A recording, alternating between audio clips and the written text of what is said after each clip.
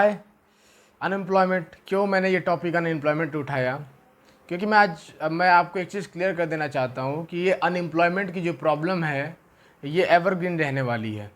Reason क्या है? Reason अभी आपको समझ में आएगा ग्रेजुअली, जब ये वीडियो को आप अंत तक देखोगे तब। फ़िलहाल मैं बात करता हूँ ये अनएम्प्लॉयमेंट बेसिकली इंडिया में क्यों एक बहुत बड़ा चैलेंज है। सबसे बड़ा reason wrong kind of education. जो हमारा एजुकेशन का तरीका है, जो हमारे एजुकेशन सिस्टम है, वो बहुत घटिया है। अभी आप बोलोगे कि सर ये बात तो सभी कोई करता है, क्या रॉन्ग काइंड ऑफ एजुकेशन एक कारण है जिसके वजह से अनएम्प्लॉयमेंट एक मेजर चैलेंजेस है।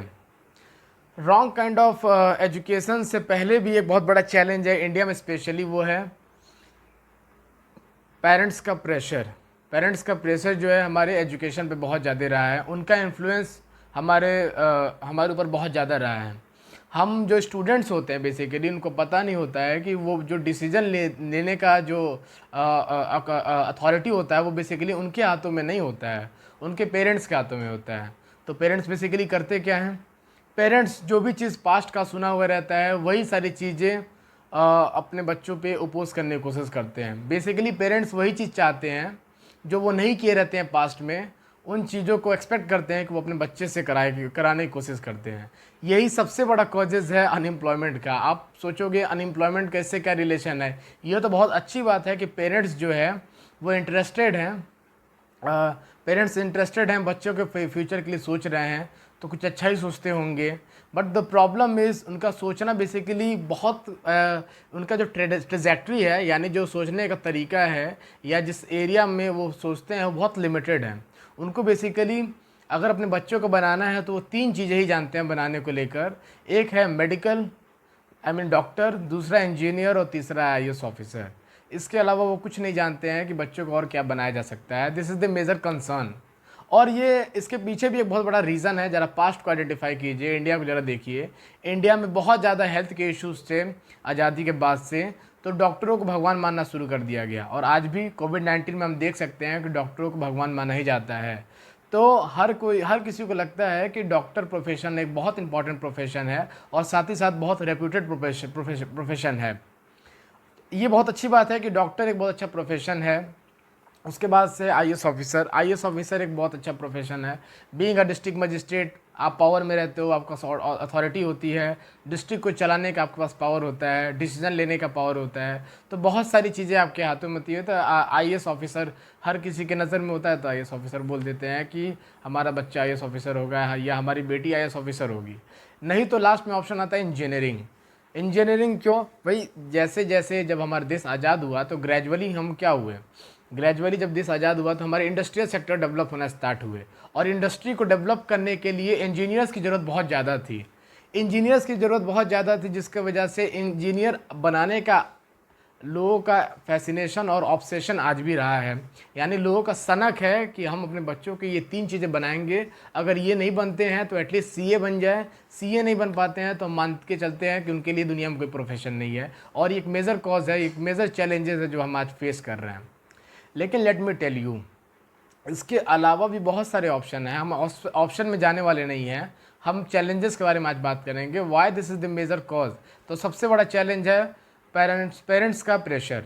दूसरा चीज़, प्राइवेट सेक्टर ग्रेजुअली क्या हो रही है वो देखिए। बेसिकली प्राइवेट कंपनीज क्या होती हैं?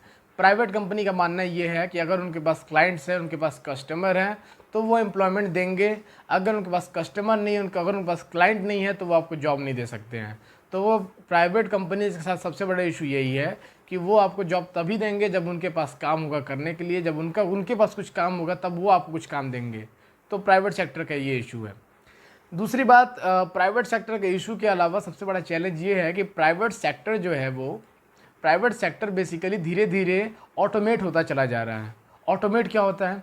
ऑटोमेट बेसिकली मतलब कि वो जो उसके वर्किंग फोर्स है उस पर्टिकुलर इंडस्ट्री में, यानी प्राइवेट सेक्टर। सपोज एग्जांपल लेते हैं इन्फोसिस का। तो इन्फोसिस एक तरह की आईटी कंपनी है जो बेसिकली आईटी प्रोफेशनल्स को हायर करती है। लेकिन अगर उसको लगता है कि आईटी प्रोफेशनल्स की ज़रूरत नहीं है तो वो फायर भी कर देती है। उनको जो लगता है कि अब इनकी ज़रूरत नहीं है तो उनको कंपनी से हटाती भी है, ये कंपनी की पॉलिसी होती है, हर एक प्राइवेट कंपनी की मेजर पॉलिसी है। ये एक थ्रेट है, थ्रेटनिंग सिचुएशन है, बट ये रियलिटी है और ऐसा होता भी है। दूसरी बात, ये जो पेरेंट्स का गलतियां हैं कि हम अपने बच्चों को ज़बरदस्ती इंजीनियर, डॉक्टर और क्या बोलते हैं आईएएस ऑफिसर और सीए बनाएंगे। इस चक्कर में होता क्या है कि बच्चे उस इंजीनियरिंग के लिए परस्यू करते हैं और एकदम घटिया स्तर के इंजीनियर बनते हैं। सबसे बड़ी बात, घटिया स्तर के इंजीनियर बनने के बाद से प्रॉब्लम क्या होता है, उनके लिए जॉब नहीं है।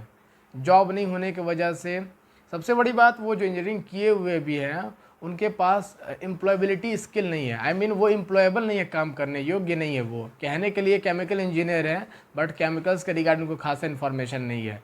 कहने के लिए कंप्यूटर साइंस इंजीनियर है, बट कोडिंग ढंग से नहीं आती है।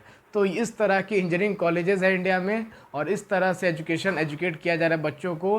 तो जब आपका इंटरेस्ट नहीं होगा, अगर ज़बरदस्ती आपको वो चीज़ें कराई जाएंगी तो प्रॉब्लम इसका क्या होगा, सबसे मेजर प्रॉब्लम यही होगा कि आपको वो जॉब मिलने वाला नहीं है जिसके लिए आप फोकस कर रहे हो, या जॉब ओरिएंटेड अप्रोच अगर आपका है तो आप पक्का है कि आप जॉब नहीं पा सकते हो। तो ये एक मेजर कंसर्न है इंडिया में, अनएम्प्लॉयमेंट का एक बहुत बड़ा major concern, this is the major concern. दूसरी बात, जो हम एजुकेशन दे रहे हैं वो काफ़ी आउटडेटेड है। आज टेक्नोलॉजी ग्रेजुअली चेंज होती चली जा रही है, चीज़ें बदलती चली जा रही हैं, प्रोडक्शन करने का तरीका चेंज होता जा रहा है, लोगों का अप्रोच चेंज होता जा रहा है हर चीज़ों के लिए, लोगों का टेस्ट एंड प्रेफरेंसेस बदल चुके हैं, लोग दूसरे ढंग से सोचना स्टार्ट कर दिए हैं। बट स्टिल हमारा जो एजुकेशन है वही पुराने इन्फॉर्मेशन को बार बार रिपीट किए जा रहा है, वही सेम सिलेबस को बार बार दोहराया जा रहा है। कुछ चीज़ें इंपॉर्टेंट है बट सारी चीज़ें इंपॉर्टेंट नहीं है, बट ज़बरदस्ती इन सारी चीज़ों को इन्फोर्स किया जा रहा है, जिसके वजह से अनएम्प्लॉयमेंट के चांसेस ज़्यादा रह रहे हैं इंडिया में। तीसरी चीज़, दुनिया की कोई भी ऐसी इंडस्ट्री नहीं है जो 130 करोड़ लोगों को जॉब दे सके। दुनिया की कोई भी ऐसी इंडस्ट्री नहीं है, ना कभी हो सकती है कि 130 करोड़ लोगों को एक पर्टिकुलर फैक्ट्री या पर्टिकुलर कंपनी में या कंपनीज़ में जॉब दिया जा सके। तो एक चीज़ श्योर है कि दुनिया की कोई भी ऐसी गवर्नमेंट नहीं है जो अनएम्प्लॉयमेंट की प्रॉब्लम को सॉल्व कर सकती है पूरी तरीके से। एट द सेम टाइम ना ही किसी प्राइवेट ऑर्गेनाइजेशन है जो 100% एम्प्लॉयमेंट दे सकता है अपने कंट्री के सारे नेशन को। स्पेशली इंडिया के सिनेरियो में 135 करोड़ जनसंख्या के लिए कोई ऐसी इंस्टीट्यूशन और कोई भी ऑर्गेनाइजेशन नहीं है जो आपको जॉब प्रोवाइड करने वाली है। उसके बाद से एक और मेजर कंसर्न है, गवर्नमेंट की जो स्पेंडिंग एजुकेशन पे करनी होती है वो बहुत कम है। रीज़न क्या है इसको ज़रा समझिएगा। अगर अमेरिका चाइना में अगर एजुकेशन पे स्पेंडिंग कम हो रही है तो इट्स ओके, जापान में अगर स्पेंडिंग कम हो रही है तो इट्स ओके, क्योंकि वहाँ पे एवरेज एज ऑलमोस्ट इंडिया से बहुत ज़्यादा है। यानी वहाँ पे जो वर्किंग पॉपुलेशन है, वहाँ पे जो जिसको एजुकेट कराना है वैसे लोगों की संख्या कम है, बहुत कम है। और इंडिया में जो परसेंटेज है, यूथ परसेंटेज है वो बहुत ज़्यादा है। अप्रॉक्स 18 से लेकर 35 के अंडर में हमारी 65% पॉपुलेशन है। जब इतनी बड़ी पॉपुलेशन अगर यूथ है तो ऑब्वियस सी बात है कि गवर्नमेंट की अपनी बहुत ज़्यादा स्पेंडिंग एजुकेशन पे करनी चाहिए। और सबसे बड़ी बात, जो भी स्पेंडिंग की जाती है उस स्पेंडिंग पे फोकस करना चाहिए। जो पैसा लगाया जा रहा है गवर्नमेंट सेक्टर में या गवर्नमेंट डिपार्टमेंट में, एजुकेशन सेक्टर में, क्या वो अच्छे से एग्जीक्यूट हो रहा है कि नहीं, यानी पैसा क्या सही तरीके से लग रहा है कि नहीं, क्या वो टीचर जो गवर्नमेंट एम्प्लॉय है क्या वो काम अपना अच्छे से कर रहे हैं कि नहीं। ये बहुत इंपॉर्टेंट चीज़ है जिस पे हमको फोकस करना चाहिए, जिससे कि अनएम्प्लॉयमेंट कम करने के चांसेस हैं। तो बेसिकली ये सारे प्रॉब्लम है, फैमिली प्रेशर है, अनएम्प्लॉयबिलिटी है। बच्चे इंजीनियर तो है बट ऊबर और ओला चलाने के लिए ही बस कॉम्पिटेंट है और उनको कुछ नहीं आता है कहने के लिए। सबसे बड़ी प्रॉब्लम क्या है कि इंजीनियरिंग में भी, स्पेशली इंजीनियरिंग बात क्यों कर रहा हूँ, क्योंकि इंजीनियरिंग एक बज़ वर्ड है, एक बज़ प्रोफेशन है इंडिया के सिनेरियो में, इसीलिए इंजीनियरिंग के बारे में बात करना बहुत ज़रूरी है। हमारा एवरेज एज अप्रॉक्स 29% है, जिस पे हमको ध्यान देने की ज़रूरत है कि अगर एवरेज एज इतना यूथ है तो हमको कुछ सोचना चाहिए, गवर्नमेंट कुछ सोचना चाहिए इसके रिस्पेक्टिव में। गवर्नमेंट के ऊपर पूरी तरीके से आप रिलाई नहीं हो सकते हो, क्योंकि you are youth, you have a competency, you can do whatever you want. The only one thing you need to do, you need to focus on yourself, which kind of person you are, and try to understand your aptitude, because it will definitely help you to identify the right kind of job for you or right kind of profession for you. So keep focusing on your profession and try to identify the opportunities, what are the opportunities we have. मैं बहुत खुश हूँ, because being a teacher I would say, मैं एक चीज़ कह सकता हूँ कि मैं एक बार बेसिकली बच्चों से जब मैं पूछ रहा था कि आप लाइफ में सेल्फ एम्प्लॉयड होना चाहते हो या वेज एम्प्लॉयड होना चाहते हो, तो मेजॉरिटी ऑफ पॉपुलेशन ने बोला sir I want to becoming a self employed, I want to becoming a businessman. तो ये बहुत अच्छी बात है कि हमारे नेशन के जो टीनेज पॉपुलेशन है और जो यूथ है वो बेसिकली बहुत खुश है इस बात से लेकर कि that they are not rely on job, they are try to are job creator instead of job seeker, जो कि बहुत अच्छी बात है। और रही बात इस समय कुछ सेक्टर्स हैं जिस पे एम्प्लॉयमेंट के चांसेस ज़्यादा हैं, बट कोई ज़रूरी नहीं है कि जिस सेक्टर में की बात मैं कर रहा हूँ ये हमेशा के लिए हो सकते हैं, ये सर्टेन पीरियड ऑफ टाइम के लिए बहुत अच्छे हैं। तो देख लेते हैं कौन कौन से सेक्टर है जहाँ पे एम्प्लॉयमेंट के चांसेस इन फ्यूचर भी ज़्यादा है और आज भी ज़्यादा है इस समय। तो बेसिकली आईटी सेक्टर बहुत डेवलपिंग है, ऑलमोस्ट 3 करोड़ की आबादी 2020 तक आईटी सेक्टर में जॉब कर रही है। दूसरा है टेलीकॉम इंडस्ट्री। आज हम फ़ोन बहुत बड़े स्केल में यूज़ कर रहे हैं, स्मार्टफोन बहुत बड़े स्केल में इस्तेमाल कर रहे हैं, तो टेलीकॉम इंडस्ट्री बहुत तेज़ी से ग्रो कर रही है, तो इसमें जॉब अपॉर्चुनिटीज़ के चांसेस ज़्यादा हैं।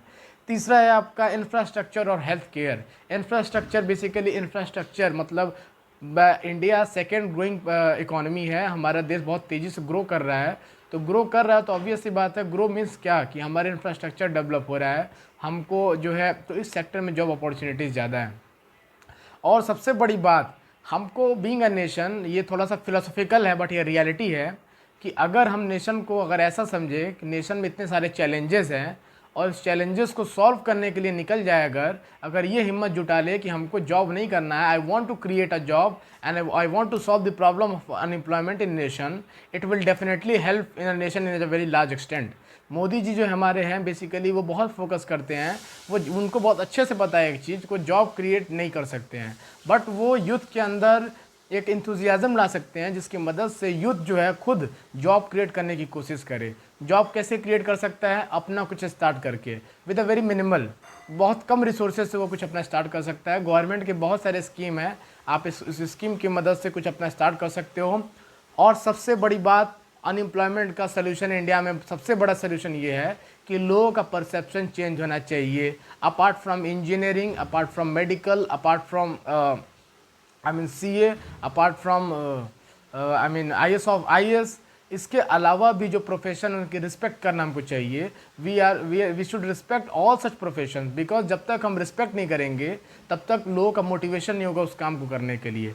So respect is very important, respect जरूरी है, हर एक प्रोफेशन बहुत इंपॉर्टेंट है, तो हर एक प्रोफेशन के लिए रिस्पेक्ट बनता है। और रिस्पेक्ट जब करेंगे हम तो लोगों का मोटिवेशन होगा उस सेक्टर में जाने के लिए, बिकॉज अल्टीमेटली इंट्रिंसिक मोटिवेशन लोगों का सबसे बड़ा यही होता है, IS बनने का या मेडिकल में जाने का या इंजीनियरिंग बनने का, CA बनने का, कि सोसाइटी में बहुत ज़्यादा रिस्पेक्टफुल उनको माना जाता है। तो अगर हम हर एक प्रोफेशन को रिस्पेक्टफुल मानेंगे, it will definitely helpful for the nation, और ये जो अनएम्प्लॉयमेंट के चांसेस है वो तो कम होंगे। तो ये कुछ चीज़ें थी जो मुझे आपको शेयर करना था। Thank you, have a nice day.